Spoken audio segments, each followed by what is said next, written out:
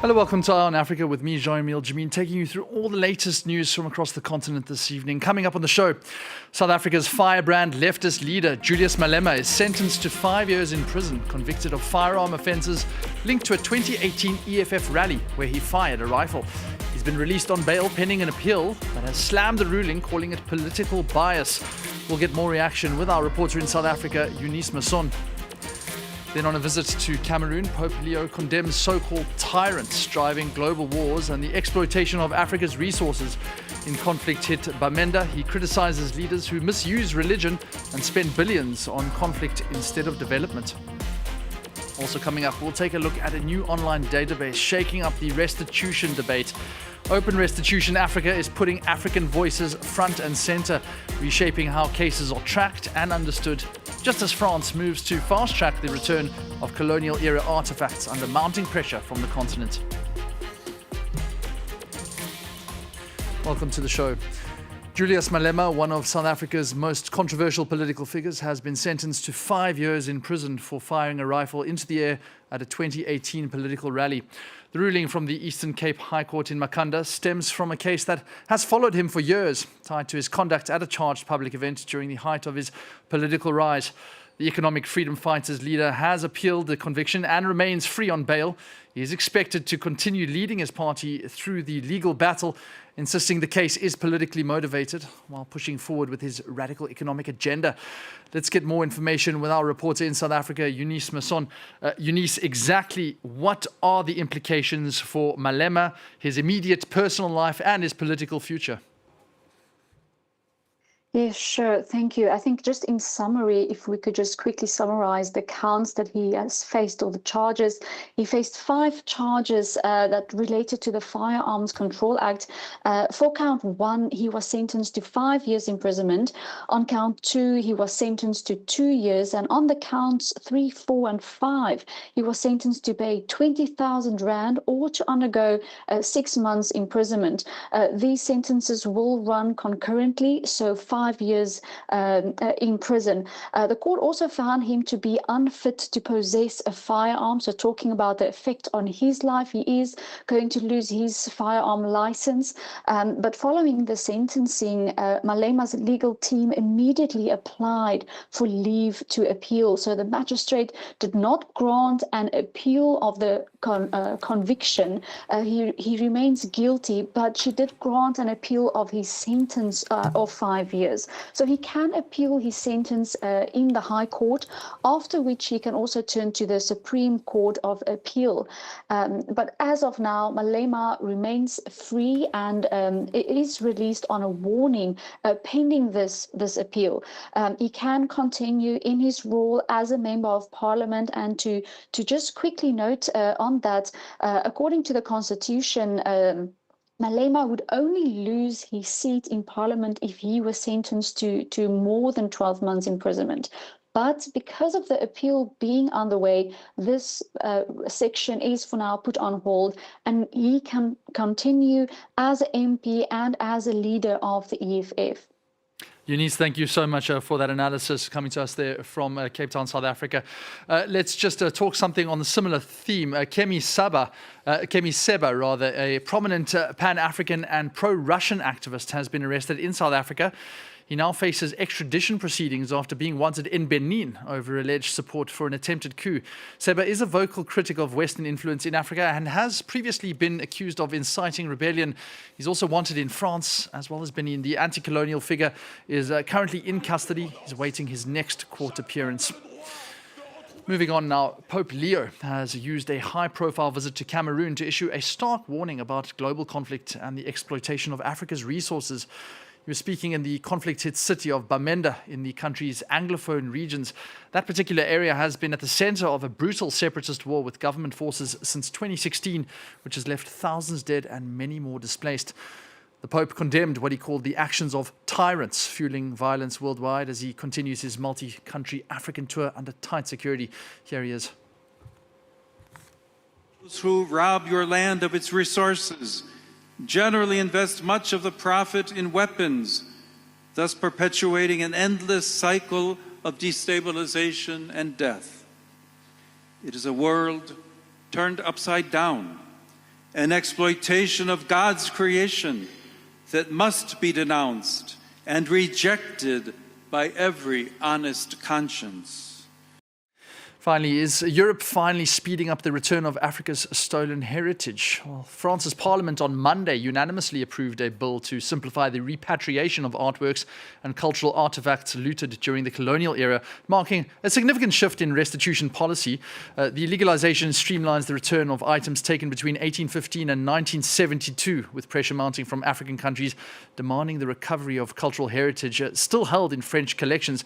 And the move also comes amidst a broader wave of restitution efforts by former colonial powers, including South Africa's recent return of ancestral remains and sacred artifacts to neighbours Zimbabwe. Let's bring into the chat Chao Diana Maina from London. She is a Kenyan historian and co-founder of Open Restitution Africa. That's a pan-African woman-led initiative improving access to restitution information. Thank you so much for joining us, Chao. Just firstly on that French law which is passed, it only takes items into account between 1815 and 1972. Is it too little, too late, or is it progress at least? It's certainly a step in the right direction because it reflects a shift in positioning. But I think the real question here is who is determining this direction and the direction that things will go. And I say this in the context of Africans asking for their heritage for generations, and that this work has happened not because of such legislation, but essentially in spite of it. And so I think the extent to which this legislation moves things forward will be determined really by how much it humanizes and dignifies those who have been asking for their heritage for a very, very long time.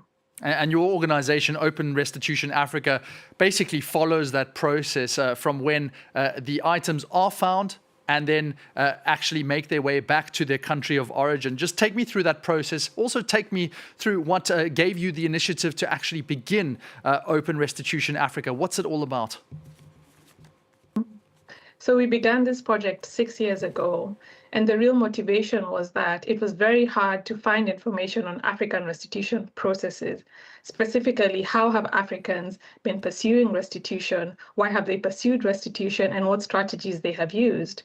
And so we started this project essentially to create a base of knowledge that Africans can use to find out what's happening in their countries, but can also inform other restitution processes, whether they're happening in the present or happening in future. And the reality of restitution work is that it can be very isolating. It's a very isolating pursuit. And so we asked ourselves, how can we make sure that African activists, that museum professionals are even having a reassurance that restitution is possible? And finally, restitution is also happening largely behind closed doors. Specifically, the decision-making is happening at a governmental level. It's happening between museum directors. And what this means is that very little of these strategies or these tactics and these lessons are trickling down to the grassroots level. And so our project seeks to address this major gap and to really be a space in which Africans can speak to each other and learn from each other before speaking to the West or understanding what the West has said or has done or has refused. The communication just seems so key, and I'm sure that is what constitutes any kind of successful restitution, or at least a part of it. How can you actually define what is successful in the restitution process? Actually take us through the start to the finish. Restitution is an interesting process because communities embark on it for several reasons. And so one of the things that our data has found is that we do not have a singular marker of success. Rather, there are several reasons that communities embark on it. This could be return, this could be seeking reparations, this could be repatriation, this could be spiritual restitution, it could be physical, it could be digital. And so in our database, we have mapped 25 case studies. And within these case studies, we have seen several aspects in which restitution has taken place, in which return has taken place. We have the case of Sarah Backman in 2002, for instance, which is often cited as a landmark restitution case. But really what we're seeing is that the work of restitution happens after return. We're not saying that return is the end point. We're not saying that once things are returned, everyone is happy. We're saying that there's so much work to do. This includes knowledge building in communities. It includes integration. It includes building infrastructure. And so this process has very many steps, but return is only one of them. And that success looks like very different things for different communities. And just quickly, if you can point to specific success stories once the items have been returned, you talk about those next phases. Where have the successes been shown, and where have there been much left to be desired in certain cases?